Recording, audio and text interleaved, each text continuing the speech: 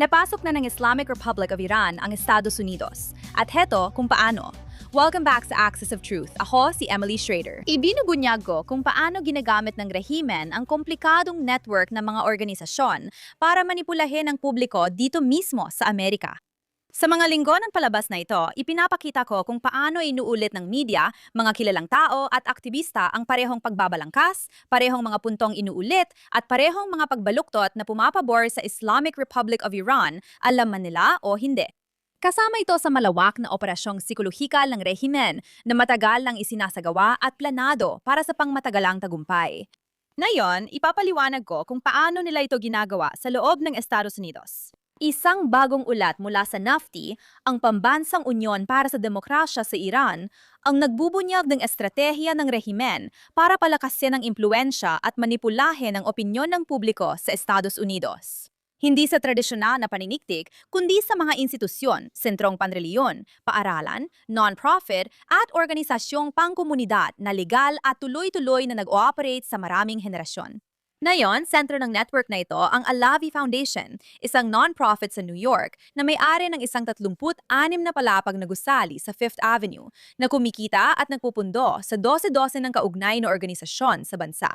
Ayon sa mga dokumento ng korte at ulat, ang pundasyong ito ay kumikilos sa ilalim ng direksyon ng Islamic Republic. Gamit ang pundong iyon, nabuo ang network na sumasaklaw sa maraming estado at institusyon at humubog sa mga susunod na Amerikanong henerasyon sa di magandang paraan. Ngayon, inamin mismo ng pundasyong ito na sinuportahan nila ang mahigit 35 na mga organisasyon sa buong Estados Unidos, kabilang na ang Islamic Education Center sa Potomac na detalyado sa ulat mula sa NUFTI. Idare Jafaria ang tawag dito sa Maryland. Bahagi rin ito ng mas malaking network ng mosque, paaralan at youth program sa Virginia, Michigan at Texas. At iyan pa lang ang mga naisiwalat na alam natin. Hindi rin natatangi sa Estados Unidos ang modelong ito. Gumamit din ng rehimen ng halos kaparehong mga pundasyon at estruktura ng kawanggawa sa UK. Iyan ay ilalantad ko pa ng mas detalyado sa hinaharap. Pero ang nakikita ninyo rito ay isang estratehiya na umaangkop sa iba't ibang legal na sistema habang pinananatili ang parehong layunin, ang i-export ang Islamic Revolution ng 1979 sa kanluran, i-export ang kulto ng kamatayan ng Khomenismo. Ipinapakita ng ulat ng NUFDI kung paano ginagaya ang modelo ng rehimen na karaniwang nagsisimula sa pangunahing ari-arian na suportado ng mga organisasyong gaya ng Alavi para sa katatagang pinansyal at permanenteng himpilan.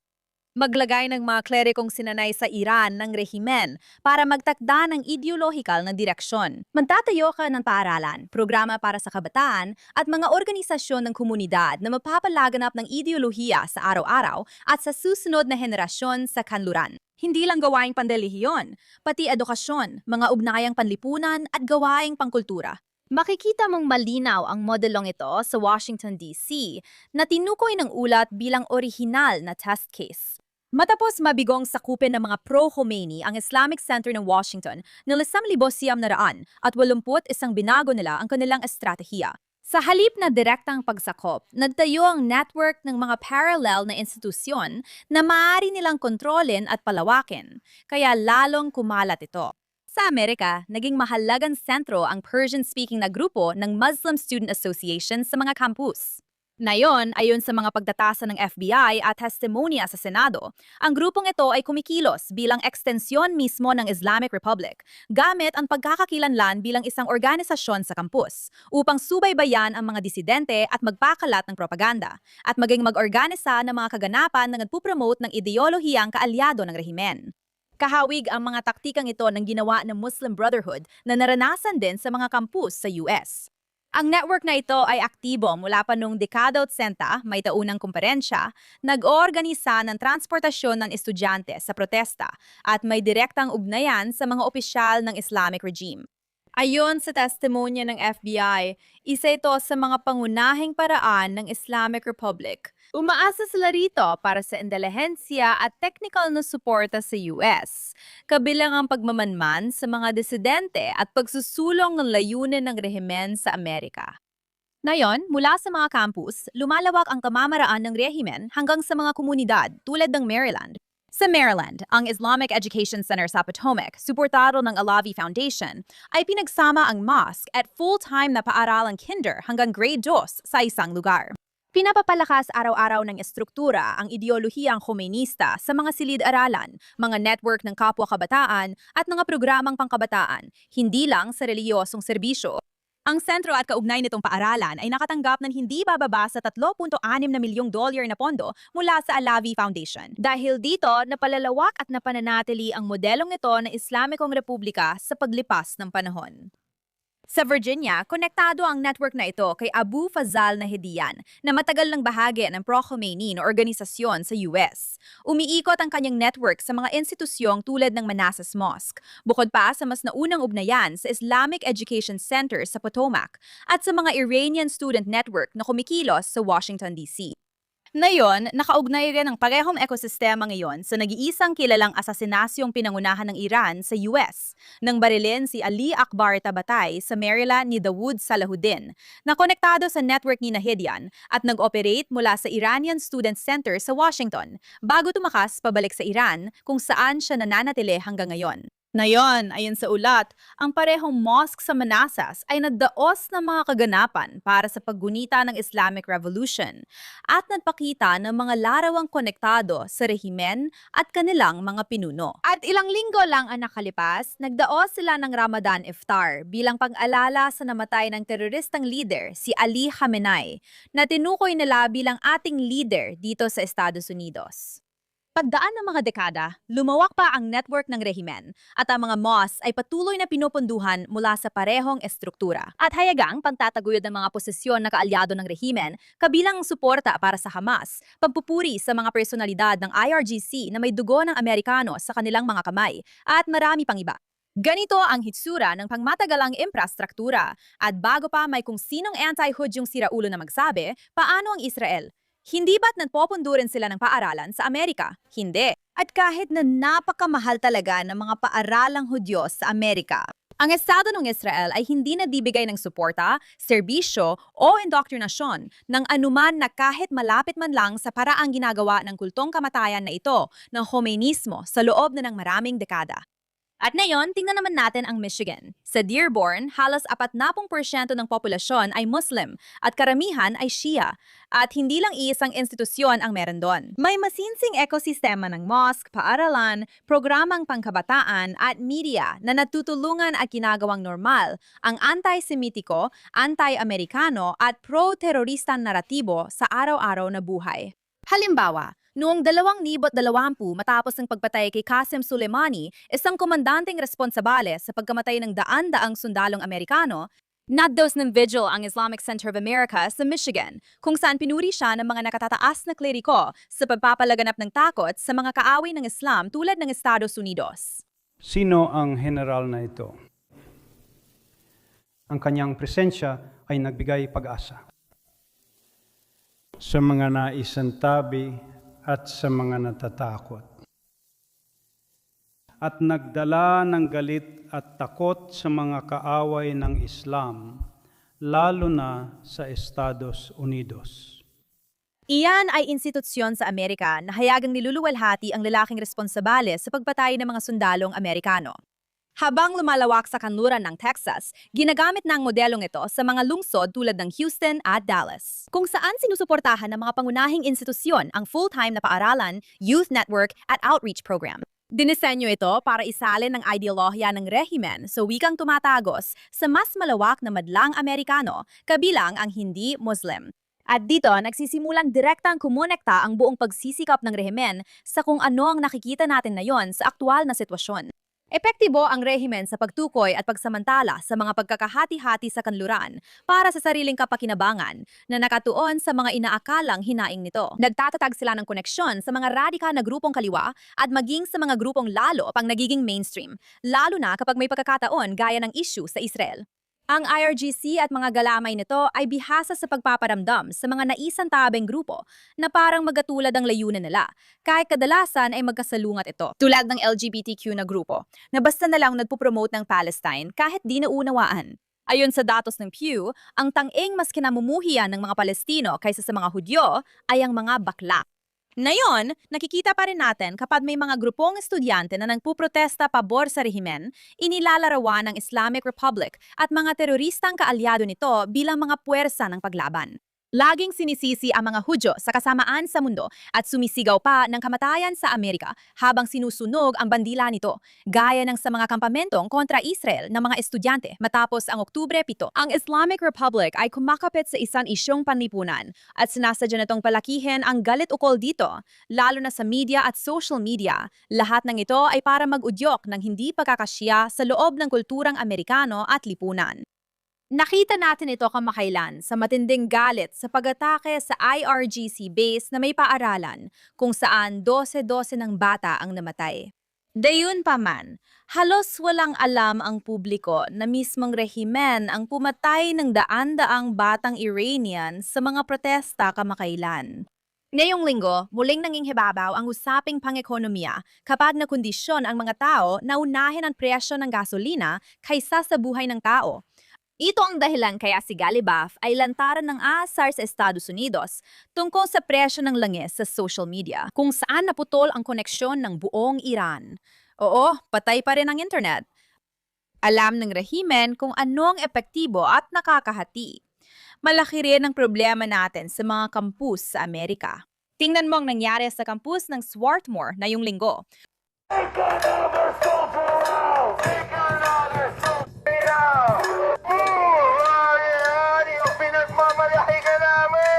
Kaya mga estudyanteng hayagang sumusuporta sa Hezbollah na itinuturing na terorista ng US at sumisigaw ng suporta sa pagpatay ng mga sundalong Amerikano. Talaga? Ang malinaw na ipinapakita ng ulat na ito mula kay Nufti ay hindi lang ito iilang masasamang tao. Sinadyang binuo ang sistemang ito sa loob ng mga dekada sa iba't ibang estado, 12-12 ng institusyon, $1 milyong na pondo at direktang koneksyon sa ilehitimong rehimeng terorista sa Iran. Ito ang naging bunga. Isang network na nagpapakalat ng ideya gamit ang mga institusyon, ginagawa nitong normal ang ekstremismo sa komunidad at sinasamantala ang kahinaan ng bukas na lipunan laban sa sarili nito. Panahon na para magising at lumaban sa pang-aabuso sa ating mga pinahahalagahan bilang Amerikano o sinumang naniniwala sa kalayaan, pagkakapantay-pantay at mga liberal na pagpapahalaga. Malinaw na tayo ay nasa ilalim ng pag-atake. Ngayon, gusto kong ibahagi ang isang halimbawa ngayong linggo na nagpapakita kung bakit napakahalaga ngayon ng pinag-usapan natin. Ang mga nakita natin ngayong linggo kaugnay ng tigil putukan sa pagitan ng Islamic Republic at US ay hindi simpleng diplomatikong hindi pagkakaintindihan. Ito ay aktual na halimbawa ng subversyon at pagmamanipula ng naratibo na tinalakay natin kanina. Nang inanunsyo ni Pangulong Trump ang tigil putukan, binanggit niya ang 10 puntong paksa para sa mga pag-uusap.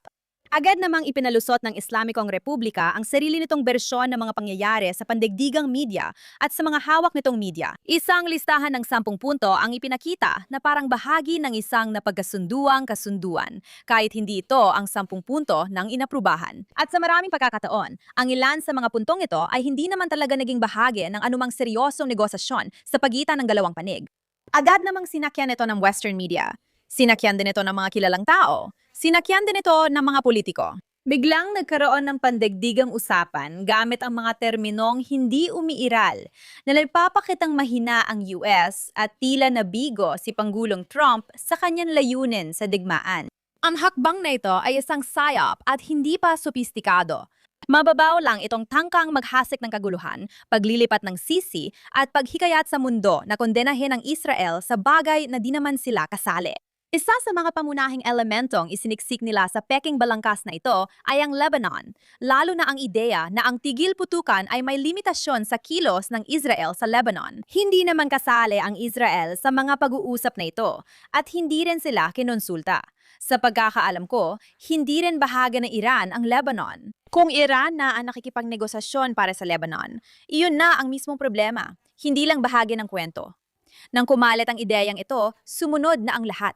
May mga nagtatanong kung bakit nilalabag ng Israel ang mga kondisyong wala naman at may mga pinunuring nananawagan ng pagpipigil batay sa mga hindi na pagkasunduang kondisyon. At ang buong usapan ay naililihis mula sa rehimen papunta sa Israel na siya talagang layunin ng rehimen sa ginawa nilang ito. Naglabas ng pahayag ang White House para linawin na hindi kasali sa anumang kasunduan ang 10 puntong ito at hindi rin kasama ang Lebanon sa tigil putukan. Pagkatapos, lalo pang pinatibay ng rehimen ang kanilang posisyon sa isa pang pahayag sa international na media ukol sa pag-unfreeze ng mga asset na hindi naman napagkasunduan pero sa puntong yon nang hibabaw na ang naratibo. Nagsimula at nabigo ang pag-uusap at ngayon pinapanood natin ang susunod na yugto sa Strait of Hormuz. Kung hindi tayo matututo, mauulit lang ito. At ang mas nakababahala talaga kaysa sa ginagawa ng rehimen ay kung gaano karaming mga pinuno ng mundo ang sumangayon lang dito nang hindi man lang naiintindihan kung ano ang pinag-uusapan nila. May mga miyembro ng Kongreso at leader sa Europa na nananawagan ng tigil putukan sa Lebanon kahit hindi alam ang mga kondisyon, sino ang kasali o dahilan ng labanan doon. Ang mga leader tulad ni Keir Starmer, ang kalihim ng Ugnayang Panlabas na si Yvette Cooper, Emmanuel Macron, at kalihim general ng UN na si Antonio Gutierrez ay pawang hayagang nagpahayag. Humihiling sila na igalang ng Israel ang isang tigil putukan sa Lebanon na hindi naman umiiral dahil hinihiling ito ng isang diktadurang terorista. Kahit na ang parehong diktadurya na iyon ay hindi namumuno sa Lebanon, hindi nito kinakatawan ng Lebanon at ilang dekada nang sinisira ang Lebanon sa pamamagitan ng Hezbollah. Dito mo makikita ang kolonyalismong ginagawa ng Islamikong rehimen. Sa Lebanon, nakikita natin ang isang sistema kung saan ang isang dayuhang kapangyarihan ay siniksik ang sarili nito sa ibang bansa sa pamamagitan ng puwersa, mga proxy at karahasan at epektibong nakalika ng isang paralel na estruktura ng kontrol sa loob ng bansang iyon. Ngayon, ginawa nila ito sa Lebanon sa pamamagitan ng Hezbollah, pati na rin sa Syria, Iraq at Yemen. Sa bawat kaso, pareho ang resulta. Ang mga pamahalaang pinahina ay nadudulot ng destabilisasyon sa mga lipunan at sa mga populasyong naiipit sa gitna at 10,000 ang namamatay. Ngayon, matapos gawin ito ng dekada, inaasahan nilang maging lehitimong kalahok sa negosasyon tungkol sa mismong mga bansang iyon at nakikisabay ang pandaigdigang komunidad. Bakit hinahayaan ng mundo ang internasyonal na siga na gawin ito?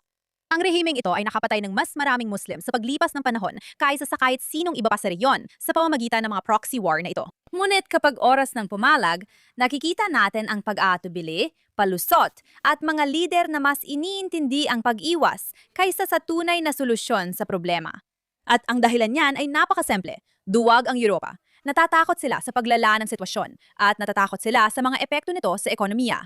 Natatakot din sila sa sarili nilang politika sa loob ng bansa dahil sa takot na walan sila ng gulugod. Hindi nga nila kayang depensahan ang Strait of Hormuz na mas mahalaga sa kanila kaysa sa Estados Unidos, kahit handang tumulong ang pinakamalakas na militar sa mundo. Hindi.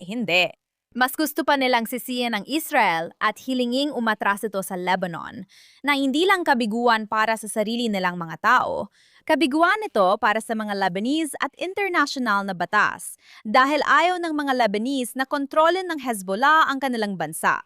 Nakita natin yan na yung linggo nang pumayag ang Israel sa direktang negosasyon at tumugon ng Hezbollah sa pamamagitan ng pagbabanta sa gobyerno at pagliha ng matinding kaguluhan, kaya napilitan ng Lebanon na umatras. Nung pinag-usapan natin ang negosasyon, may ilan na nagsabi, ano bang napala natin sa diplomasya? Sinasabi ko naman sa iba, ano bang napala natin sa digmaan? Ikaw, alin ang gusto mo? Ngayon, mayroon na tayong mahigit 1,400 martir, mahigit 4,000 sugatan, libu-libong bahay ang wasak, mahigit 1,200,000 lumikas na namumuhay ng mahirap. Alin ba ang mas mabuti? Pwede sana tayong magpasensya at dumaan sa negosasyon, imbes na pumunta sa digmaan. Hindi kahinaan ang negosasyon at hindi pagsuko ang diplomasya. Ngayon, kapag pinili natin ang negosasyon para mapatigil ang mga paghihirap na ito, mapatigil ang pagdurugo na nararanasan ng mga Lebanese. Kailangan pa ba nating hintayin lumala ang sitwasyon bago makipagnegosasyon? Eksakto. Kaya ang gobyernong Lebanese na handang makipag-usap sa Israel para sa isang diplomatikong solusyon ay nayon ay kinokondena at tinatakot ng Hezbollah na huwag gawin iyon. Nagludunsad sila ng kampanya laban sa kapayapaan. Ito ba ang pinuprotektahan ng internasyonal na komunidad? Isang mapang-abusong teroristang proxy na aktibong sinisira ang demokrasya at mga pagsisikap para sa kapayapaan. Isang grupong tahasang nagbabanta ng kudeta sa Lebanon. Pinapalakas niyo ba yan? Ang kabalintunaan dito ay ang Israel lang ang handang gawin ang trabaho ng Europa at ng internasyonal na komunidad para sa kanila. Inatasan ng mga resolusyon ng UN na 1,700 at 1,500 at 50 ang pagdidisarma sa Hezbollah at dapat silang manatili lamang sa hilaga ng Litani River. Matagal nang may mga resolusyong iyon. Bilyong dolyar na ang ginasto sa UN peacekeepers at UNIFIL para ipatupad ang mga ito, ngunit wala namang naging epektibo. Armado pa rin ang Hezbollah, nananatili sa timog at patuloy pa rin kumikilos. Paulit-ulit ding napatunayang hindi kayang tanggalan ng armas ng hukbong sandatahan ng Lebanon ang Hezbollah. Kaya kailangan kumilos ang Israel dahil nakatanggap ito ng 6,000 at 500 misil mula Hezbollah nitong 40 araw. Kaya kapag kumikilos ang Israel, hindi ito lumalabag sa pandaigdigang batas, kundi dahil sa kakulangan ng pagpapatupad nito. Imbes na kilalanin, inaakusahang may war crimes ang Israel. Hindi lang ito kabiguan ng polisiya, kundi sibilisasyong nagpapakamatay. Ilang bahagi ng Democratic Party, ilang Republican, at karamihan ng Europa ay hindi lang pumipigil, sila pa ang tumutulong. Kung hindi tayo matututo at patuloy nating hinahayaan ang Islamic Republic, mantagta ng kondisyon ng mga diskusyon, kapag naulit ito na tiyak mangyayari, makikita natin ang parehong estratehiya. At dahil dyan, simulan na natin ang mabuti, masama at pangit ngayong linggo. Uumpisahan natin sa masama. Marami niyan ngayong linggo, pero kailangan ko magsimula sa isang tao dahil siya ang perpektong halimbawa ng kamangmangan na hinaharap natin ngayon. Ngayong linggo, hindi ko inasahan na makikipagtalo ako sa ex kay Martina Navratilova, ang tennis player. Pero heto tayo. At ang kapansin-pansin dito ay hindi lang na mali siya, kundi kung gaano siya katiyak sa kanyang pagkakamali habang nagsasalita tungkol sa isang bagay na malinaw namang hindi niya naiintindihan. Dahil siya, tulad ng iba ngayong linggo, ay inuulit na ang pag-atake ng Israel sa Lebanon ay war crimes at daan-daang sibilyan ang napatay na parang ito ay napatunayan na. Malaban, sa nung ginagawa ang mga pahayag na yon, wala talagang paraan para malaman ng sinuman, kabilang siya, kung sino ang sibilyan at sino ang hindi. Dahil ang mga numerong lumalabas mula sa Lebanon ay hindi naman nagtatangi sa pagitan ng mga mandirigma at mga sibilyan.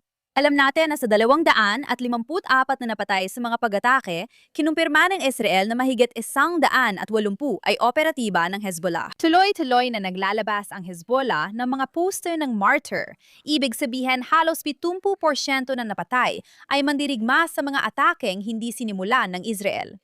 Hindi Israel ang nagsimula ng digmaang ito. Hindi ito krimen sa digmaan, ngunit ito ang totoong problema para kina Martina at hindi lang siya nag-iisa. Nagbabatuhan ang mga tao ng mga salitang tulad ng krimen sa digmaan base lang sa 20 segundong video clip ng kung anong pagsabog nang hindi man lang naiintindihan ang pinaka-basic na ibig sabihin ng krimen sa digmaan. Dahil hindi mo naman alam kung sino talaga ang target. Hindi mo alam kung anong impormasyon ang ginamit sa pag-atake iyon. Hindi mo alam kung anong mga pag-iingat ang ginawa. Hindi mo rin alam kung may naunang babala. Hindi mo alam kung iyon ba ay isang dual-use na lugar o isang purong military na target. At sa karamihan ng mga kasong ito, ang mga nagkokomento ay hindi pa nga alam kung paano ihiwalay ang legal na pag-atake sa ilegal na pag-atake na may kinalaman sa mga prinsipyo ng proporsyon, pagkakaiba, at ang benepisyong militar na makukuha sa pagsasagawa ng pag-ataking iyon. Gayunpaman, may mga taong gumagawa ng matitinding legal na pahayag bilang pagpapakitang moral na narsisismo. Alam natin dahil ang mga taong biglang naging eksperto sa international na batas ay nanahimik tungkol sa mga krimen ng Islamic Republic laban sa sarili nilang mamamayan. Mula sa malawakang pagbitay, panpatay ng mga bata, at massacre sa mahigit 40,000 nagpoprotesta. Pero kapag kumilos ang Israel laban sa isang teroristang organisasyon, bigla lahat parang abogado. Sapat na yon para malaman mo ang lahat ng kailangan mong malaman. Hindi ito tungkol sa batas o mga sibilyan. Tungkol ito sa mga taong gustong maramdaman na mas mataas ang kanilang moralidad nang hindi naman talaga naunawaan ang kanilang pinag-uusapan. At sa proseso, hindi lang nila nilililang ang mga tao. Pinapalakas pa nila mismo ang mga kwento na sinusubukang ipalaganap ng Islamic Republic. Kaya hindi, Martina. Hindi mo pwedeng basta ideklara ang krimen sa digmaan gamit lang telepono at panonood ng clip sa social media. Hindi ganyan ang proseso. Mag-focus ka na lang sa tennis. Hindi bagay sa'yo ang jihadist propaganda. Narito ang masamang kwento ngayong linggo. Isa ito sa mahirap panoorin at dapat lang dahil ang nangyari sa Spain ay hindi ordinaryong protesta o ginawa ng basta-basta. Ito ay sumasalamin sa mahabang at madilim na kasaysayan. Ngayong linggo, isang higanteng rebulto ni punong ministro Netanyahu ang ipinarada sa mga kalye sa pagdiriwang ng Semana Santa. Pagkatapos, pinasabog ito sa harap ng maraming tao, kabilang ang pamilya at bata, habang masayang nagsisigawan ang lahat. Kung iniisip mong parang pampublikong pagbita ito, tama ka, dahil sa Espanya, may ganitong kasaysayan ang palabas nito. Ito ay isang bansa kung saan noong 1390, isa sunod-sunod na pogrom ang tumama sa mga komunidad ng mga Hudyo, kung saan libu-libong mga Hudyo ang pinatay sa mga lansangan ng mga nagkakagulong tao, hindi tahimik, hindi tago, kundi lantaran at marahas. Isang bansa na lumikha ng Spanish Inquisition, kung saan ang mga Hudyo at mga convert na tinatawag na conversos ay hinanap, pinahirapan at pinatay sa mga pampublikong seremonya kung saan sinusunog ng buhay ang mga tao sa harap ng madla. Noong 1400 at 92, naglabas ang bansang ito ng kautusan ng Alhambra na nagpalayas sa 10,000 Hudyo. Pinilit silang magpalit ng relihiyon o umalis sa banta ng kamatayan. Bago pa ang pagpapatalsik, marami nang napilit magpalit ng relihiyon dahil sa karahasan, massacre at pressure ng lipunan na sumira sa mga komunidad. Kaya kapag may karamihan na natitipon sa relihiyosong pista para panoorin ang figurang sumisimbolo sa tanging estadong Hudyo sa mundo na winawasak, hindi ito basta nangyayari. May dahilan at koneksyon ito sa nakaraan. Parang isang bagay na nangyari na ron noon, at hindi rin ito nangyayari ngayon nang walang dahilan o koneksyon sa kasalukuyan. Sa pamumuno ni Pedro Sanchez, pumasok ang Espanya sa bagong panahon ng paggamuhi sa mga Hudyo, kung saan ang anti-Israel na pahayag ay lumala pa. Kung saan ang tono ng gobyerno, paraan ng media at pampublikong diskurso ay talagang lumikha ng isang kapaligiran kung saan ang ganitong uri ng palabas ay hindi lang posible, kundi tinatanggap pa. Dapat nitong gawing mapangmatyag ang mga tao. Sa wakas, para sa magandang balita ngayong linggo na konektado rin sa nabanggit ko, binawi na ng US government ang green card ng ilang Iranian nationals na may direktang koneksyon sa Islamic regime. Ilang sa kanila ay inaresto ng federal agents at ngayon ay nasa kustodya ng ICE, nahaharap sa deportasyon. Sa wakas, isa sa kanila si Said Isa Hashemi, na noon ay naninirahan sa Estados Unidos, kasama ang asawa at anak matapos makakuha ng green card sa Diversity Visa Program. Si Hashemi ay anak ni Masume Iftikhar, mas kilala bilang Screaming Mary, na siyang tagapagsalita sa wikang Ingles ng mga estudyanteng Iranian na sumugod sa embahada ng US noong 1979 at nagbihag sa 52 Amerikano sa loob ng 444 na araw. Ayon sa State Department, hindi lang niya ipinagtanggol ang mga nang hostage. Aktibo siyang tumulong sa propaganda at nag-organisa ng panayam para maipilit sa mga Amerikanong bihag na sabihing maayos ang trato sa kanila. Habang sa totoong buhay, sila ay ikinulong mag-isa, tinakpan ang mga mata, ginutom at dumanas ng pambubugbog at kunwaring pagbitay. Siya ang naging mukha ng crisis, lumalabas sa internasyonal na telebisyon, ipinagkatanggol, binibigyang katwiran at binabaluktot ang salaysay nito para sa mundo. Ang kanyang anak na lalaki ay malaya at lega na naninirahan sa Estados Unidos sa loob ng maraming taon. Anak siya ng kilalang tagapagsalita ng propaganda mula sa isa sa pinakamalalang pag-atake sa makababagong kasaysayan ng Estados Unidos at nakatira rito gamit ang green card. Salamat kay Marco Rubio, natapos na ang kanyang status ngayong linggo at siya ay inaresto habang hinihintay ang deportasyon. Hindi rin ito nadiisang kaso. Ilang araw bago nito, inaresto rin ng mga otoridad ng US si Hamid Soleimani Afshar, pamangkin ni Qasem Soleimani, ang kumander ng IRGC na responsabale sa pagkamatay ng daan-daang Amerikanong sundalo, kasama ang kanyang anak na babae matapos bawiin ang kanilang mga green card. Ngayon, nakatira siya sa LA, marangyang buhay, pero hayadang sumusuporta sa rehimen at tinupuri ang tag-atake sa mga Amerikano habang nasa Amerika.